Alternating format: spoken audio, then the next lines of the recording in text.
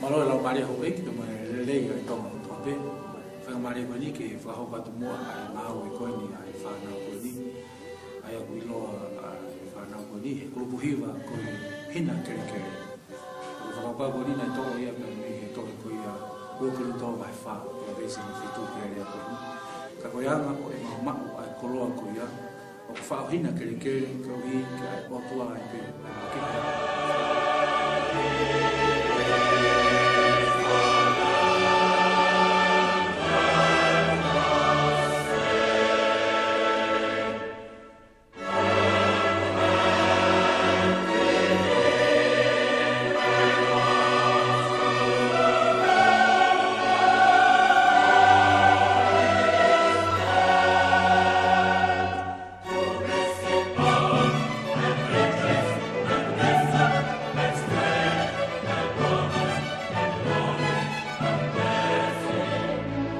E toia senesi, aia ko tohio whakatupu, mes uruke. E kamata anga na e whakatupu e otua ai ngā langi mo mamani. Pena e mau nganoa mamani mo lao. Pena e whakapo uri ai whunga loloto. Pena e o whaki e laumari o e otua ke whukahiwai. Pena fola ke mama, pena e mama mai. I e kuanga mo a, ne hoko mo tautou hoko ai e whewhusi aki, i e vāo e kausiu. Pe e hoko whakaku mai, ai alo o e otua. Ka, ko e tala ofa o tau otua, ne pau ke hapa. O hau toka talanga i me mua, na e pau ke hau. Pena e lau e kau palofita, koe eiki tene whakangatahia. Ka koe hale mai lau e kau palofita, ko aisea ae o ku taku koe palofita matalonoa, mahe hiwa mesiono konga ki loto o kune pehe. Pea koe huawha, e ui aki ko whakaofo e ne whale i. Ko e helo o tua, ko e tamaita ngata, pea ko e eiki o e merino.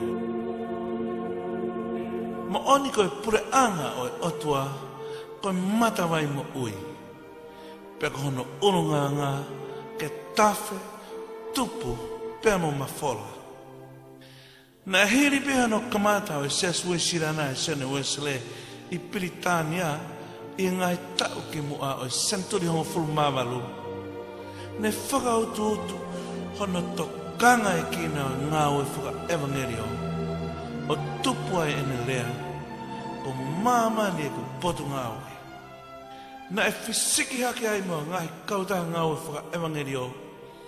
O nā ue i loto o kaumalanga toko la. Ke o ki mamani. O whakaau ai talafungani o e gospeli. Himi nima hiwa fitu. E sisu na ke tuku atu mo kauna o kau whaifkau. Ke whai he poto furi pē ai misinale laumare. E autaua e peleri o tafitu hiwa fitu. Ne li taulaia e waka ave kosperi koe tafu, i hifo tonga tapu. Mo e kau fua misinale la masa. Na nau hifo ki uta o wheiloa ki aipa mai hou eiki, o kawaia e tuikana polu ko mumui. I au tā fitu e peleri tā fitu hiwa fitu, ne whakahoko ai e fua malanga hi hifo. Pea atu ai pa mai fuafua sākala meniti e au fitu o me o tā fitu hiwa fitu. Ka e pehe i e taimi tatau i e lolo hala e walu ai kau misnale tahiti i e taimi o whina o uruka alala tolu aena e ui ko tua pasi ko whina o fisi. Pea ne toki pe kia i e tamalu tolu. Ka e uma a a Misa Tomasi o e tawa luana. Kai kehe, ne langa ia fuafua fale lotu inuk alofa. Pea ta foke ai hatu i o lotu ki he otua mo'ui. Pea lotu ai pa mo kakai o whanua. Pea langa i ngai siasi.